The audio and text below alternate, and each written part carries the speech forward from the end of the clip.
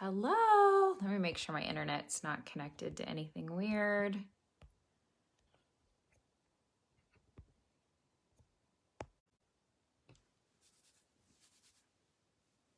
Hello. See if that's working. My internet, when I'm in this room, I figured it out. Hey, Elizabeth. It connects to my printer. And so then I'm like relying on my printer internet, which is not internet at all. So that's what keeps happening. So finally I figured it out. Hi guys. Okay, welcome. I am so just a little housekeeping recap real quick. So Upline chat, we're not doing it the exact same way anymore, but that doesn't mean that I'm not seeing and hearing and listening to your requests, your frustrations, any of that. So please fill out the form as usual, because I'm taking all of that information and I'm formulating trainings or talking to corporate about different things. So hey Becky, hey Teresa, hi guys, Trissa, that's such a pretty name. Tara, Marty, hi. Okay, so keep filling out the form, and then if you guys haven't noticed, things have kind of changed. So the first week of the month, we're going to be doing goal setting together, which is extremely important to your business. Hey, Laura. And then on week 2, I myself or someone else will be doing a training on anything that you requested in the form. We'll just pick the one that's the most popular and one that maybe we haven't done before, and we'll do a training on that. And that may be me, it may be someone else, and it might be at a different time depending on their schedule or, what they can do and what they can't do. Then on the third week of the month, it's going to be kind of a motivation or mindset day. And that's what today is. So we're going to be talking about motivation and mindset toward not having an upline or being an upline. They kind of go hand in hand. So I kind of wanted to address both ends of this. Hey, Camille. And that way you guys we can kind of start thinking outside the box a little bit when it comes to our uplines and being an upline. And then on week 4, every month, we're going to be doing a book club. I'm hopefully going to be hosting this in Zoom so that we can actually talk, which I thought would be really fun. So the book that we're reading, you still have time to read it. It's called The Power of Vulnerability by Bren Brown. I have not read it. Apparently, a lot of people have. If you've read it and it's been a really long time, I would recommend reading it again. Those kind of books I feel like are a good read more than once. Okay, so that will be next week and you'll be getting an invitation for that. All right, so I'm going to just get started and get right into it. And what I have here is like a lot of thoughts that aren't necessarily in order. So I hope this flows okay. And I hope that we can reach a really great understanding and change our mindset when it comes to not having an upline. Okay, so I want to kind of start out by saying, those of you who don't have an upline or don't feel connected to your upline, I just want you to know that I'm here for you because I don't personally have an upline. So I think that Bren is like Renee. Oh, is it Brene? Okay, I didn't know that. I really like her. I think she's an Enneagram. Is she a 5 or a 3? I feel like she's like, I was getting 5 vibes from her on like a TED Talk. But anyway, I actually, like, full disclosure, I haven't read it yet. And if you guys know me, you would know that to be true because I'm 100% a procrastinator. So, read it with me this week because that's probably going to be what's going to happen every single month is I'll be reading it on the last 3 days because that's who I am. That's who I am. You're welcome. Okay. All right. Okay, let's get into it. So I don't have an upline. So I kind of feel for you and I feel for the loneliness that there can be in not feeling connected to your upline or not having an upline at all. So I wanted to just throw that out there so that I really hate when people talk at me instead of talking to me. And I feel like sometimes when people are talking at you, it's when they aren't listening or hearing or feeling your experience in a way. And I can't feel anyone else's experience. I'm not claiming to be able to do that. But I just want you to know that I'm coming from a place of understanding and a place of learning, where I've kind of dove into a lot of different podcasts, a lot of different things that have helped me kind of figure out how to kind of move past these feelings of being alone, not having an upline, feeling frustrated with your upline. Okay, so I want, and these are anonymous hearts, but I want you guys to give me some hearts if you've had a struggle being an upline or with an upline. And no one will know which one's which. So give me some major hearts if you felt that struggle. And I'll kind of wait for them to flow in. I think that this is something, and you kind of see those hearts. I think this is something that we've all struggled with from time to time. And the longer we've been in the business, the more we've maybe ran into a few struggles with that.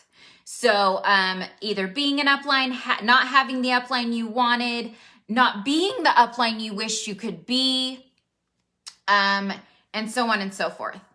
So I think when we come from that place of understanding that this is kind of a twofold problem, not having an upline that you think is good enough and not feeling good enough as an upline. These things, surprisingly, or maybe unsurprisingly to you, go hand in hand. And let me tell you kind of why. So I kind of feel like what happens in this cycle of team building and being a leader, this business is designed, first of all, this kind of a business is designed for, it's a design of a business where no matter where you start, where you come from, the kind of money you possess, the kind of skills you possess, the kind of education you possess, what you look like, what you sound like, all of that is kind of somewhat of a level playing field with the direct sales business. Now, granted, there are people who are more talented than you. There are people that are smarter than you. There are people that are better with technology than you. I'm not saying that. There are different levels of people in this company, but what I am saying is no matter your level, ethnicity, background, framework, any of that, you can start this company and you can succeed in this company. You don't have anyone's thumb on you, okay? So nobody is holding you down in a company like this. Nobody's saying you don't have enough education. So-and-so has to retire before you can get to the top. None of that is prevalent in a company like this and in a framework like this. Now, that you can use as a huge catapult to realize that when we do say anyone can be successful at this business, we truly mean it. Because, you guys, I'm somewhat of a statistic myself, okay? So I got pregnant, and this is me being very vulnerable. So, we'll see what the book says. Maybe this is a good thing. But I got pregnant as a teenager. I was divorced. I was married to an alcoholic. Married and divorced to an alcoholic. I dropped out of high school. I did a lot of terrible things. I was raised poor. Never in my mind, not because my parents always gave me this you can do anything idea, but we were very limited monetarily. We did not have money. We did not have a ton of opportunities. There was never any talk of college. It was just, you just work hard and you'll make a paycheck. That was kind of the whole thing.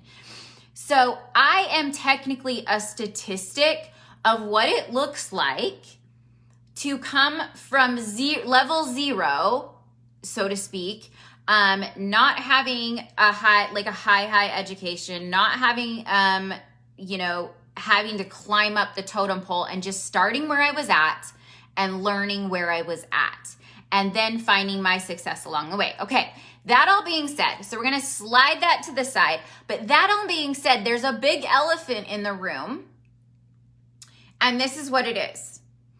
When you have a business like that, when you have a business model like that, where anyone can succeed, and no matter their education, no matter what they've been taught, no matter how they've been raised, right? They can succeed and they can be a leader. Does that mean that they know how to be a leader? Does that mean they know how to be a leader? Absolutely 100% no. I learned as I go. I continue to learn as I go. I continue to make humongous mistakes all the time. I apologize for those mistakes and I try to do better. That's all I can do. So where I want to kind of start from, okay, and that being said, if I took my mistakes, especially from the beginning, if I took my mistakes or what I didn't know or what I didn't have as an upline, and I said to myself, this is a reason for me not to succeed. I'm a loser. I suck at being a leader. I'm not a leader. If I let that overcome me, I would not be where I am now, right? So there's two sides to this, because when we look at others, like we look at our upline and we're like, she sucks. She doesn't text me back. She's this, she's that, blah, blah, blah, blah, blah. What happens is with that negativity towards our upline, what happens is we fear leadership because we see all their flaws. We see everything they're not doing. And then without a doubt, that's going to roll back to us and put more pressure on us as a leader so that we have to be way more amazing than this person. We have to be way more on the ball as this person. We have to do this. We have to do that. You guys kind of follow me? So if we can just look at that person with love and compassion and realize that that person is coming from a whole different world than we came from. Maybe they have a better education than we do. Maybe they don't have an education at all. Maybe they know how to be a leader. Maybe they have no idea how to be a leader and they signed you up and now they're terrified. I don't know. But if we put it over here where it does, like where we take it out of affecting us and we put it in a place of love and compassion and just be like, you know what? I don't know what's up with her. I don't know what her deal is. I don't know anything, but I know that I can become and be the leader that I want to have. And on the flip side of that, so I want you guys to remember that when you approach leadership, I don't ever want you to approach it in a way of I'm going to be so much better of a leader than Jane or whatever. I want you to be the leader Mandy was meant to be. I want you to be the leader Alana was meant to be. I want you to be the leader Christy was meant to be. Because that's going to look very different than the leader that Rachel was meant to be, right? So I don't ever want you to compare your leadership to other people as much as just moving forward in a place of love and joy. Okay? Oh, thank you, Marsha. So if we approach our leadership with love and joy and what looks like fun to us as being a leader, and we kind of try to reside in that place, what is going to happen is we're going to be more likely to recruit. But if we look at our leadership as hard, as people may be judging us and maybe thinking we're not as good of a leader as they could be, if we're kind of residing in that place of negativity where we're looking at our above leader and being like, she's the worst, like, why would she do this to me? We have to just let all that go, or else we get afraid to move forward and find our place in our leadership. Okay, the cool part to that, and that has a lot to do with the comp plan as well, is that you guys can outrank your leader at any time. You guys can out-earn your leader at any time. This comp plan is not designed to hold you down. This comp plan is not designed for someone to have their finger on you and being like, okay, well, if you're going to be artist X, you're going to have to wait till Rachel retires. And if you're going to make as much as Rachel, you're going to have to wait till she retires, or, you know, something happens to her because there's not a position available. No, there is all the room at the top. It's all there for you. But the key is, you guys, is forgiveness of the leaders above you, below you, to the side of you, and focus on what makes you happy, what brings you joy as a leader, and the kind of leader you want to be, okay? So the cool thing about that is then the sky's the limit, right? I mean, there are a few kind of really key things to being a leader that maybe people would teach you or tell you. And so if you don't have an upline, I want you to download the podcast app. If you do not already have it, it's the purple one. And I want you to start listening to Bob Heilig's Your Virtual Upline podcast. He has over 200 podcasts on there where he can be your upline. And honestly, I've leaned on him so much in the last year, and I've loved everything he's had to say. And like I said, I'm kind of alone. I don't have an upline. I don't have someone to necessarily look up to and be like, okay, that's the kind of leader I want to be.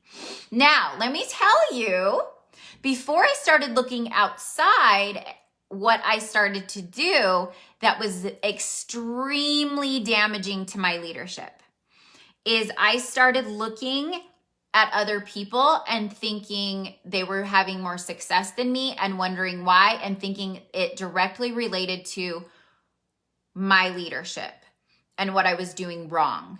And what I found that when I got into that cycle, I had no creativity. I had no excitement. I had no joy. I had no fun. All I could see was all the negativity.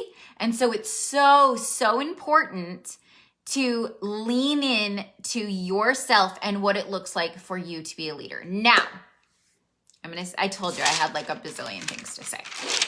So now when you approach leadership and you approach recruiting, you can now talk to your recruits and honestly say what you offer as a leader. This is something that I really recommend, is to kind of sit down with yourself and find what you think is fun about being a leader. And obviously you have to do some things that are not as fun, but not a lot of them. And then when you approach recruiting, you're going to approach it with confidence because you're going to be true to yourself in what you're willing to offer as a leader, okay? So like I said, when you're looking at other leaders and you're thinking, I could never do as much as she does, so then I shouldn't recruit, or you're looking at so-and-so and you're like, she's such a bad leader, I'm terrified of becoming that, I don't have a lot of time, you don't recruit. Can you see why a lot of people don't recruit? Because they're either judging themselves too harshly, or they're judging others and comparing themselves to others. When all we have to do to find our strength in leadership is to decide what kind of a team we want to have, what kind of a leader we can be, we want to be, we know we can be, we're excited to be, and just go forward with that. You don't have to be an amazing beacon of light and knowledge to become a leader. You guys, when I first started this team, no lie, there's so many things I've learned how to do since then. I mean, I was just a hairdresser for the longest time, and I just went in and I just like did hair. I never like sent emails. I never did Zoom calls. I never, oh my gosh, so many things. I'd never done a Facebook Live. I'd never gone live at all. I actually did browse at the time, and all I did was post browse on my social media. I never showed my face on my social media. So my social media, if you go back far enough, you'll see that it was all brows. Okay. Then what I had to do is I had to just start where I was. There's no other choice, right? And the only thing that I focused on, and maybe this is a very a very enlightening, or maybe you already know this, but what I focused on is the product and how much I loved it, and how in my core I knew that this was the funnest, best job ever, and that this company was going to be successful, and that we had the best product in the world. And that's where I started. And I just started recruiting that way. And did I worry about how I was going to be a leader? No. Should I have? I don't know. I mean, how can you look back and say woulda, shoulda, coulda? I just learned as I didn't know what I know now then. So maybe if I knew what I know now then, who knows what it would look like, but it doesn't matter. That makes no difference. So what I did is I like literally knew nothing about direct sales. Literally knew nothing. I didn't know I had to start a Facebook group. I didn't know I had to name my team. I didn't know I even had to talk to you guys. I swear to you, I didn't know any of this. And I learned as I went. And the first day I went to go live for you guys, I was terrified, but I did it. So I don't want you guys to hold yourself back by thinking you have to be something amazing. And the last thing I want to say before I hop off, and maybe I'll take a couple questions, but let's do like, hey Siri, what time is it? It's 2:22 p.m. Oh, we got plenty of time. So I'll do like 15 minutes. That's a long time. Let's do 10 minutes of questions. And then if we get more, I will do longer. But the last thing that I want to say is that, and it's something that has freed me so much from the guilt of being a leader. There's a lot of guilt that comes with being a leader. And the more women that I had, the more guilt I started to feel, because I thought, oh, gosh, am I failing these people? Do they need more from me than I can give? Just all these terrible things that would always run through my head. And I'm willing to admit that would happen to me very often. And my coach did say to me, he said this one thing, and it just it took all the pressure off, and it just made me realize that I could do this, And it was this, that I am not responsible for you guys' successes.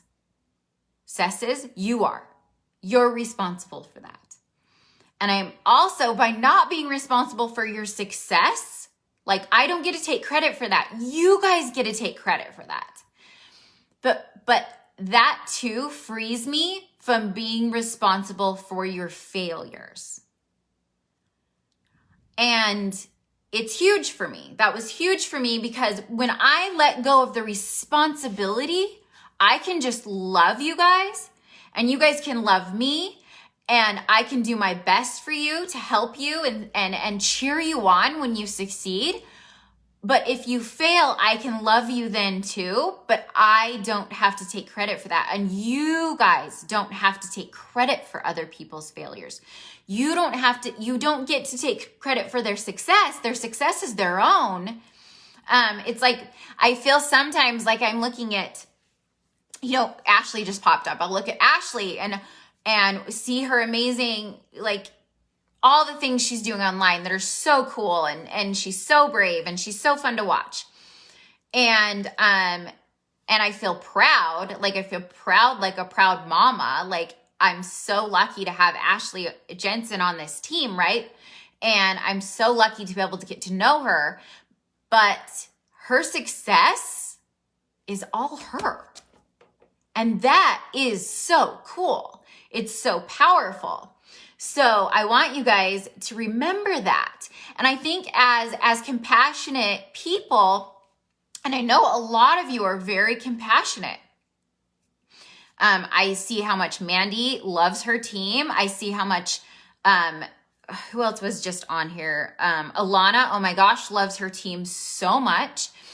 And what happens is sometimes that amazing gift that we have of empathy and of love can turn on us a little bit. And it can make us feel guilty or make us feel like we're not doing enough for them. And then we start feeling like, oh my gosh, I'm failing my team and they're failing because of me and all of that. But that is not true. We all are going to have seasons to our lives. We're all going to have times when we thrive and times when we do really well.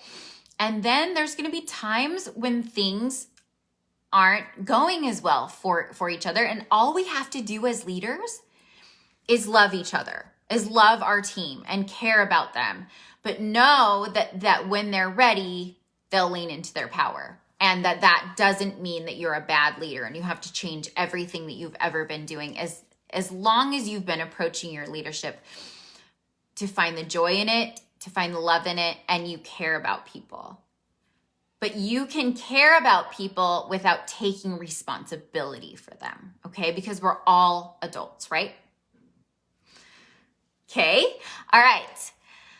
Are there any questions? I wanted to just finish with that one thought because it was really an epiphany to me, you guys. It was really, and I have to remember it often.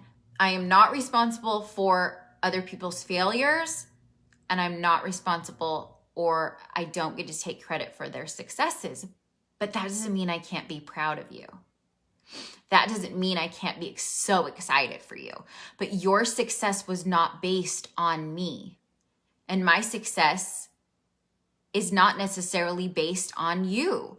We're separate entities, but as a team, we work together for one cause.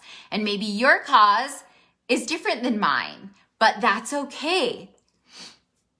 Oh, that's okay, Christy. Hi, how are you? Okay, so any questions for me? Any specific frustrations? Let me see if I've touched on everything.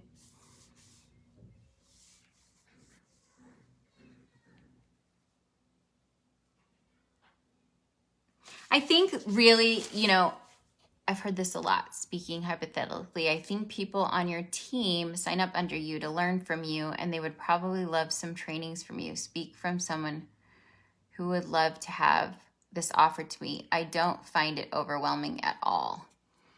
Yeah, I do like that. I think that that's totally true. They do sign up on your team because they see something in you that attracts them to you. And it's not necessarily, I think that a lot of times, because we have a lot of big sellers on this team. And then we have a lot of big leaders, people that really lean into sales. And then we have the people that really lean into leadership, but they both build teams. And the cool thing about that is that the sellers a lot of times will lead from the front.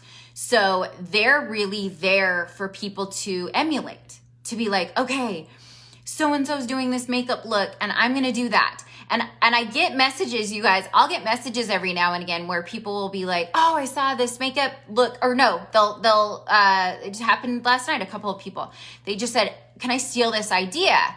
And I'm like, of course, please do. That's what I'm here for. As a leader, I want you guys to take my ideas and take anything that I have to offer and just run with it. And does that mean that just because, say Chrissy does the makeup look I did yesterday, does that mean it's going to look the exact same and Chrissy copied me? Absolutely not. It means that Chrissy got inspired by me. And that's really the job of a leader, is to inspire and influence, right? And she ran with it. I don't get to take credit for it. I just inspired an idea. Great. I didn't do the work. She did the work. That is awesome. And that's what I love to see. So don't ever feel bad about that, because there are no real new ideas. Have you ever heard that phrase, steal like an artist? As long as you are making it your own, it's awesome. Oh my gosh. Thank you, Chrissy. Okay. So I'm not seeing any specific questions. Let me what has been your most successful approach to signing up an artist? Okay, I think the questions were up here, so great.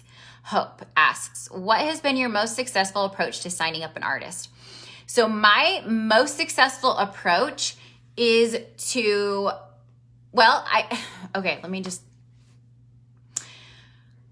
my most successful approach would be to definitely speak to one person when I'm trying to recruit. So when I go into recruit, when I go into sell, when I go into do anything, what I do is I ask myself who I'm talking to today.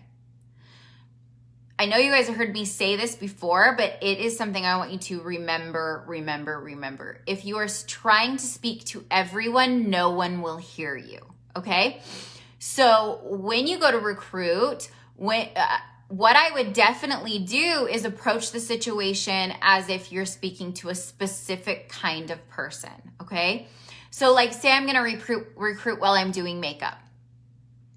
I might think, okay, the person watching me is probably like enjoying this makeup tutorial, thinks what I do looks like fun. So in this recruiting episode, and it doesn't always have to be the same, I'm going to approach her as if, hey, are you enjoying watching this? Does this look like something you would like to try or do for a living? Let me tell you a little bit about it. Let me tell you what a day in the life of doing this for a living looks like, and kind of approach the girl that's interested in doing makeup tutorials. Or, maybe today I'm going to talk to someone who, is like with me.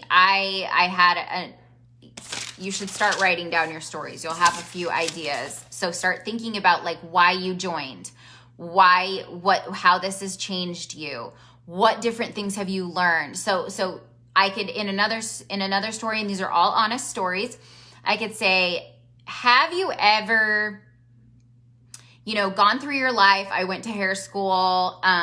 I paid all the money for hair school, worked my whole way through hair school, did hair for 10 good years, and hated every minute of it.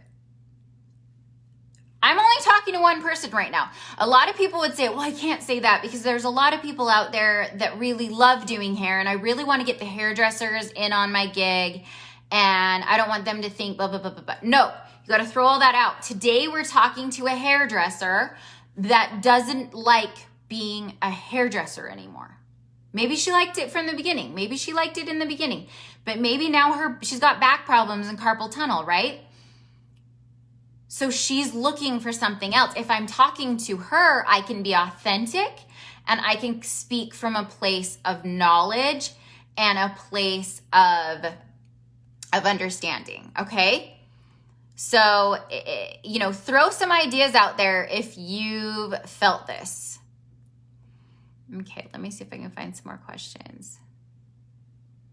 That is going to be like my golden rule of leadership. Good, Danielle. Thank you, Bev. You're so sweet to me. I heard this a lot. Speaking hypothetically, I think people on your... Oh, we already read that one. I'm going to go up before I go back down.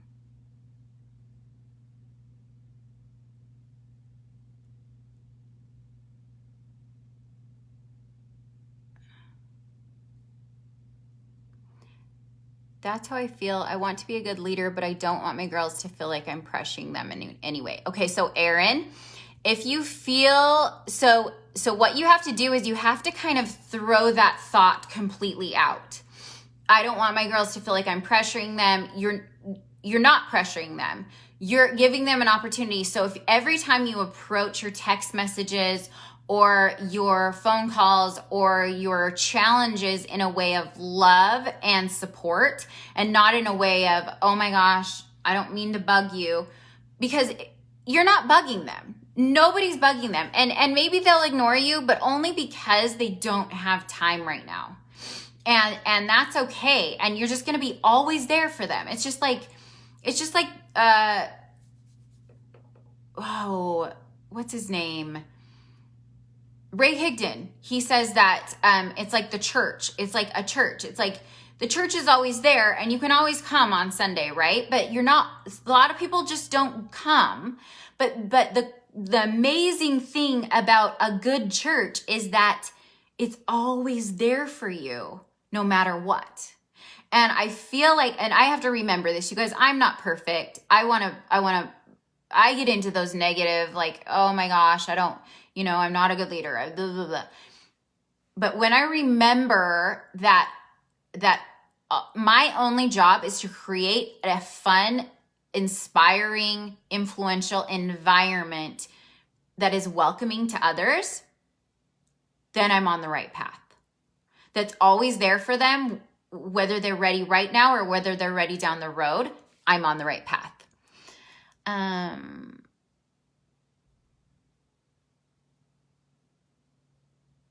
Oh, Jamie's saying, oh my gosh, Jamie. Okay, that makes so much sense. You told me once I was judging others. I didn't understand why you would say that because I feel like I'm everyone's biggest cheerleaders, but you were right. I was judging what they were doing and what I wasn't doing and making my failure. So I freeze up. Yeah, making it my failure. So I freeze up. Totally. And the only reason I brought that up, James, is because that's what I do. And so I was just curious if like you were doing that too. Okay. All right. That's what I try not to do anymore. Something I learned. Okay. Okay. My hardest thing is going live, which I haven't done yet. I can talk to anyone, but I don't know what it is about going live, and I want to do it. Okay, so what it is about going live, I think from a personal perspective, is it's so awkward to start talking to your phone. Like, you feel weird, you don't feel the energy of other people hop on and off. Like, this has been up to like 110 and now it's down to 73, and I could easily be like, okay, I'm boring everyone. No, people are just busy and they'll catch it later or whatever, or maybe I am boring some people. It doesn't matter. Maybe this isn't for them. Maybe it's not their day. Maybe this isn't something they struggle with. Maybe they do, whatever. So the first thing I like to do is decide that this number up here doesn't mean anything, okay? It doesn't reflect on me at all. Doesn't matter. So I remember I even considered taping something over the number when I was first starting to like get on live because it would like freak me out. But once I got over that, then the only other thing I had to remember when I went live was that I needed to have an idea of who I was talking to. So if you're going live to teach, people about makeup, what specific person are you talking to today? That's all you have to figure out. When you're making a reel, who are you talking to? When you're making a live, who are you talking to? When you're making a story, at what point, who are you talking to? That's all you have to do. And it can be a million different people on a million different days. But as long as you visualize one kind of person or one person, even if it's a real person that you visualize, it's going to help your lives be so much more connecting. It's going to help your stories connect better. It's going to help your sales connect better. Your reels will connect better. Do not try to speak to everyone. Just speak to somebody, okay? Nicole is amazing at lives. Okay, I love lives. I just try to picture I'm talking to people in a room, so you want to be engaging, energetic. Yes, exactly. I love that. Oh, good. I'm glad. Ash. Okay. Just do it. Yes. So Robin, just like Bev said, I would just set a date, tell people you're going to go live. So tell people you're going to go live tomorrow at 1 if you can do it.